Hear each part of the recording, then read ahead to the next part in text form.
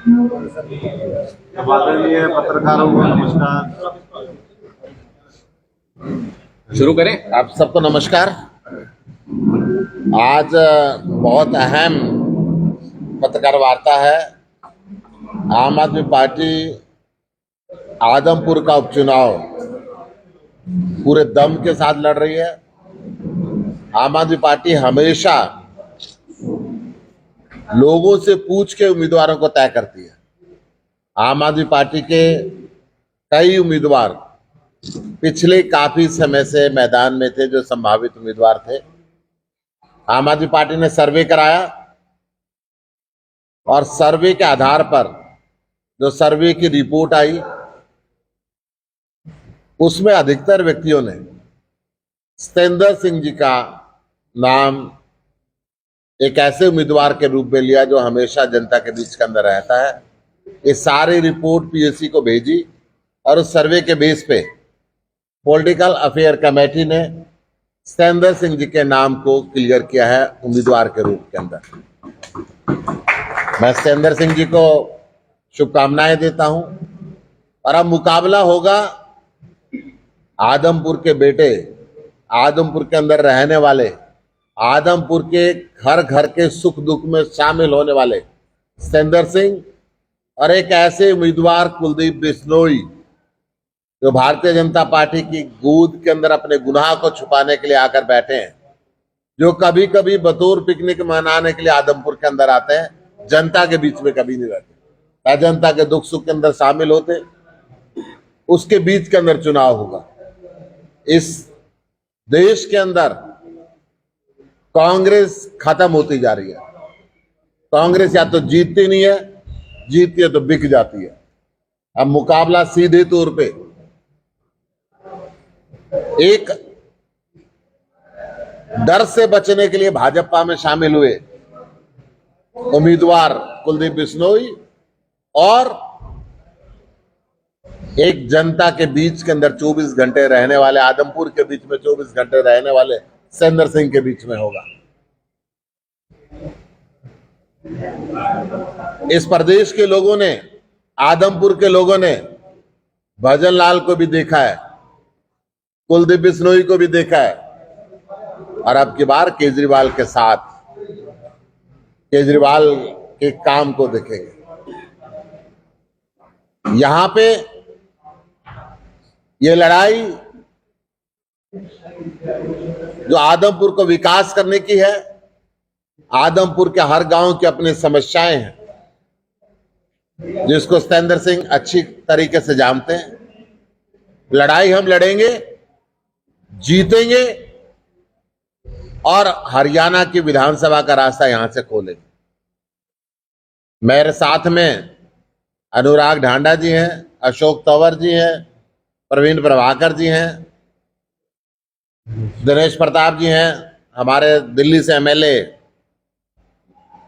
पवन शर्मा जी हैं। आप सभी साथी, मैं अनुराग जी से बात करूंगा कि आप अपने बात रखें। तो जैसा प्रभारी जी ने अभी अनाउंस किया कि जो हमारे उम्मीदवार हैं आदमपुर से, वो सतेंद्र सिंह होंगे, आम आदमी पार्टी के उम्मीदवार।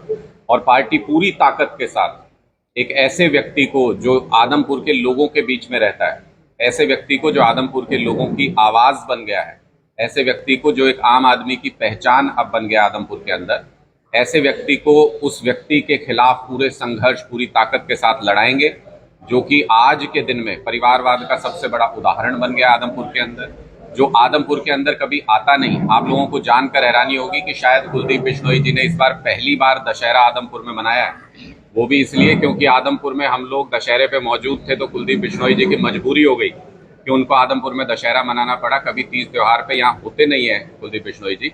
ऐसे व्यक्ति को जो अहंकार से भरा हुआ है, जो अपने कार्यकर्ताओं से बात करना पसंद नहीं करता, जो गाँव में जाना पसंद नहीं करता, लोगों से मिलना पसंद नहीं करते, और जो अपनी गाड़ी से उतरते नहीं है जब आदमपुर के दौरे पे आते हैं। अखबारों में खबरें छपती हैं कि 2 दिन के दौरे पे आए कुलदीप बिश्नोई।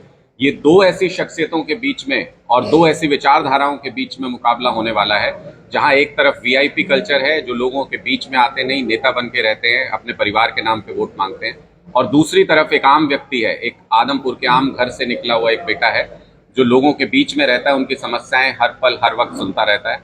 आजकल आदमपुर में एक चर्चा और भी चल रही है, जो अभी सुशील जी ने भी बताया कि एक चर्चा आदमपुर में आजकल चल रही है कि भजन लाल भी देख लियो, कुलदीप भी देख लियो, अब की बार केजरीवाल ने देखा। तो ये एक चर्चा आम है और इस बार लोग इसी लाइन पर, इसी सोच के साथ अरविंद केजरीवाल जी की विचारधारा को, आम आदमी पार्टी को अपना करके देखेंगे और उनको पता चलेगा कि किस तरीके से अपना स्थानीय विधायक होने का, एक लोकल विधायक जो लोगों के बीच रहता है, उसके होने के क्या क्या फायदे होते हैं, ये पता चलेगा। पूरी ताकत के साथ हमारे कई सारे विधायक दिल्ली से भी, पंजाब से भी इस चुनाव प्रचार में शामिल होंगे। हमारे सीनियर लीडर्स भी समय समय पर इस चुनाव प्रचार में शामिल होंगे और हम पूरी मजबूती से इस चुनाव को लड़ेंगे और दादा लाई तोड़ेंगे। इस बार आदमपुर के अंदर आम व्यक्ति, आम आदमी की आवाज आदमपुर के इस बार सुनी जाएगी। सत्येंद्र सिंह उसकी पहचान है, वो इस आवाज को बुलंद करेंगे और लोगों की आवाज को बुलंद करेंगे। नॉमिनेशन कब किया जाएगा और कौन-कौन लोग बदल रहे हैं? उसकी आगे की जानकारी हम रणनीति बना करके, बातचीत करके वो आप सब लोगों के साथ साझा करेंगे। और मैंने कहा कि पार्टी अपनी पूरी ताकत के साथ लड़ेगी, तो हर इवेंट, हर जो समय, हर पॉइंट जो है वो बहुत अहम होगा इस चुनाव में। और आज के बाद से कुलदीप बिश्नोई जी की नींद उड़नी शुरू हो गई है। अब हमको देखना ये है, हमारी नजर इस बात पर है कि किस तरीके से जो दूसरी पार्टियां हैं, चाहे वो कांग्रेस हो, चाहे वो इनेलो हो, क्या वो इस चुनाव में पहले जैसे फिक्सिंग करते थे उसी तरह से फिक्सिंग करके कुलदीप बिश्नोई जी की मदद करने का काम करेंगे। ये आप लोग भी नजर रखिएगा कि किस तरह के, किस कैंडिडेट को वो अनाउंस करते हैं और उस कैंडिडेट को अनाउंस करके किसका वोट काट के किसको फायदा पहुंचाना चाहते हैं। ये नजर रखना बहुत जरूरी है कांग्रेस और इनेलो पे कि क्या अंदर खाने जो मिलीभगत पहले चलती आई आदमपुर में, क्या ये दोनों पार्टियां उसी मिलीभगत को आगे बढ़ा करके आम आदमी पार्टी का वोट काट के कहीं फायदा पहुंचाने की कोशिश कुलदीप बिश्नोई जी को करेंगे, या फिर जो सच्ची लड़ाई आदमपुर की है उसमें सहयोग करेंगे, उसमें मदद करेंगे। सुशील जी से पूछना चाहिए कि सबसे पहले कैंडिडेट घोषित करने का क्या फायदा रहता है, आपको क्या फायदा होगा? आम आदमी पार्टी नंबर 1 है, हिंदुस्तान को नंबर 1 बनाने की बात कर रही है। India make India number 1 launch किया है, तो सबसे एडवांस में तो रहते ही है। एसवाईएल के पानी की बहुत जरूरत है आदमपुर को, आम आदमी पार्टी का क्या नजरिया है? इस देश के अंदर पानी की कमी है और पानी हर राज्य को चाहिए। पानी हरियाणा को चाहिए, पानी दिल्ली को चाहिए, राजस्थान को चाहिए, पंजाब को चाहिए, गुजरात को चाहिए, हिमाचल को चाहिए।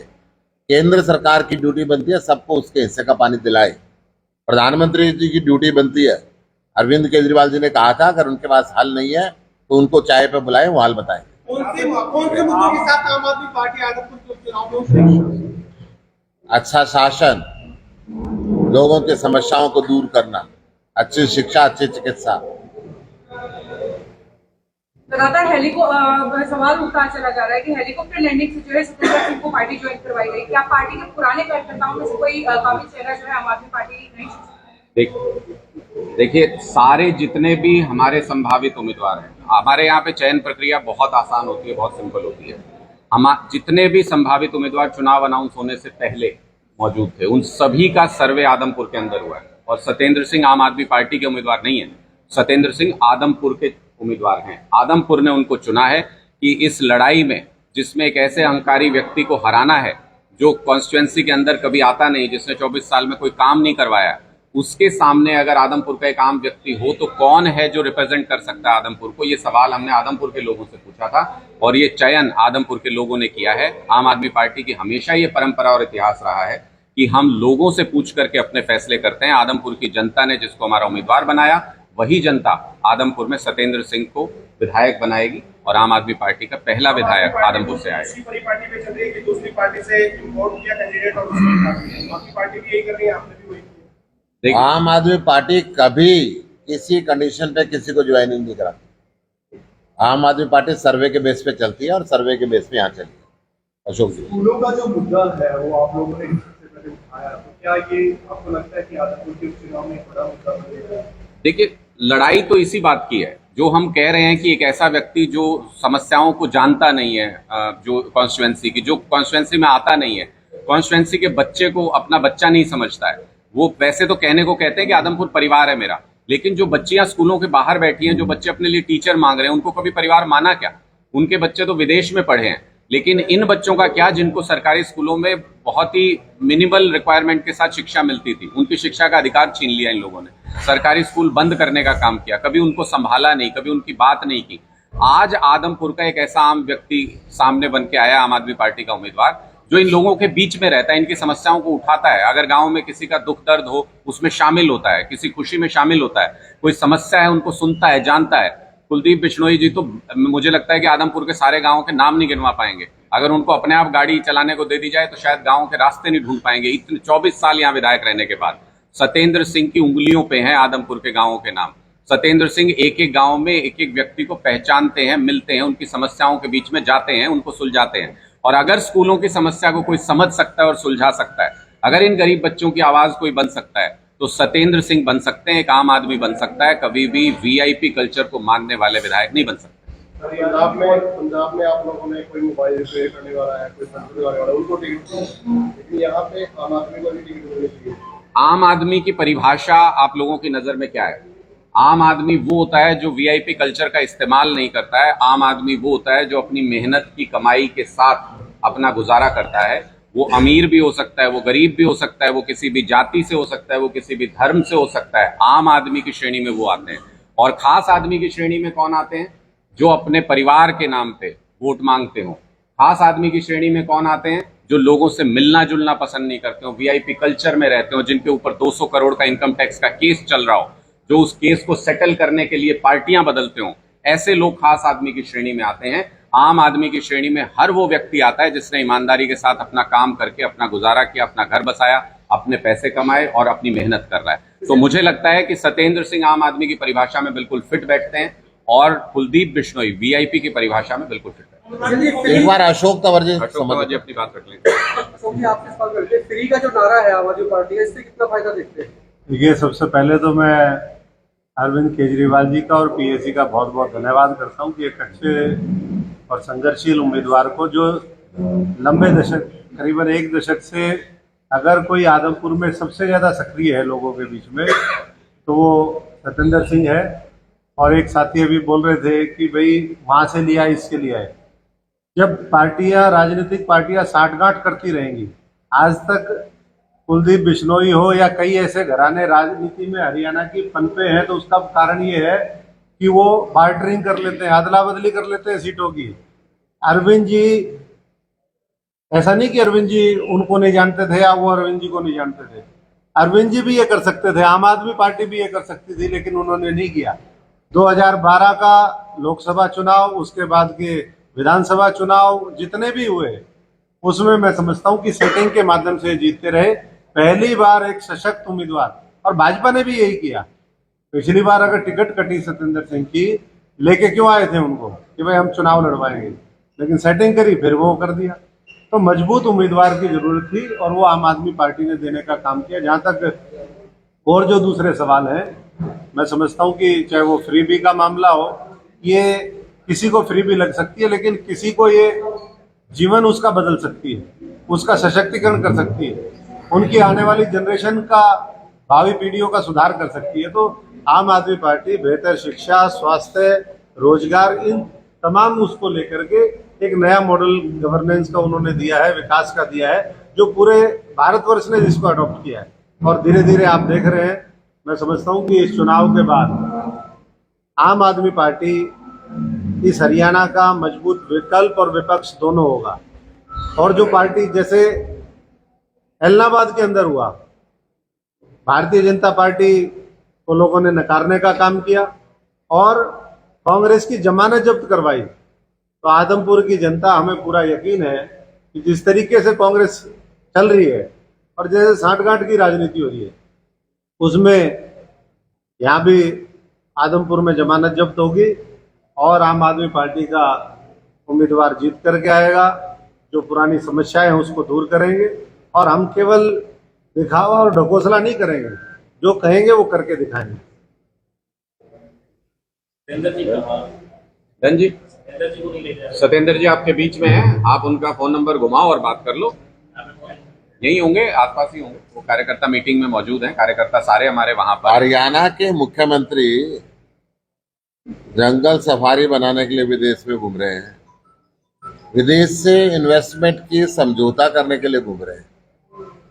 घूम के आके उन्होंने एक प्रेस कॉन्फ्रेंस करी और प्रेस कॉन्फ्रेंस में केवल एक बात कंक्रीट कही कि हम हाउसकीपिंग के लिए हरियाणा के बच्चे भेजेंगे। शर्मनाक।